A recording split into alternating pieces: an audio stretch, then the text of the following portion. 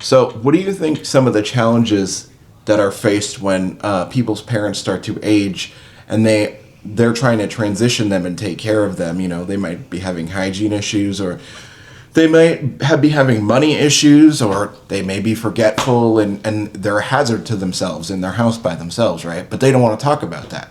What do you think some strategies are that people can use to, like, get their parents on the same page?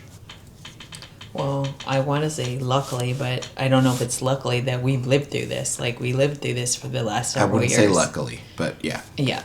Luckily is not necessarily the right We word, did it so you don't have to, right? We did do it so we can help other people, help them figure out what to do, because we did live through that. So it was very challenging for our family in the beginning. And that's one of the reasons why I wanted to start helping people more in this demographic, because of what we went through. Because I do this for a living, like helping people make these transitions. And it was challenging for us.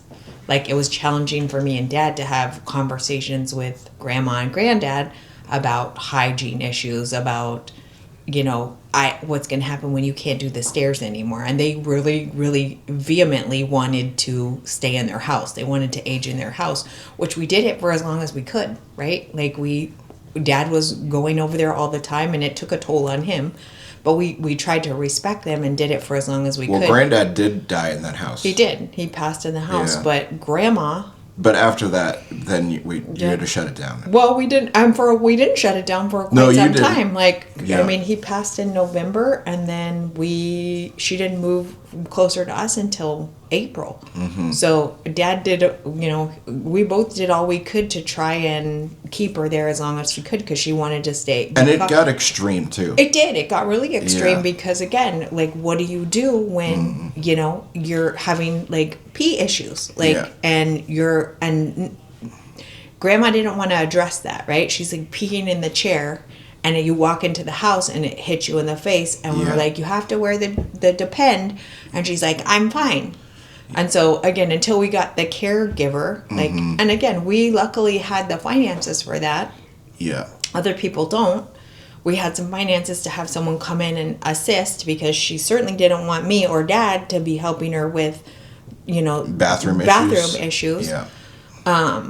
But third party, I feel like, is always helpful. Like, anybody, any kind of third party that's not your kids, right? Like, that seems to be the way to go. It's like, I can't even with your own grandma, like, I can't have some of these conversations. She doesn't want to listen to me. Like, if I see something, and she's still cognitively really good. Like, she doesn't want me to tell her what to do, which I understand that, right? Mm-hmm. I fully understand that senior parents do not want their kids to tell them what to do.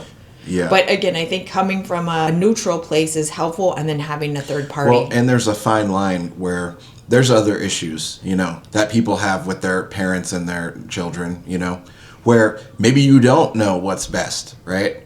And I do think a third party is good, because they can objectively come in and say, this is what I'm saying, right?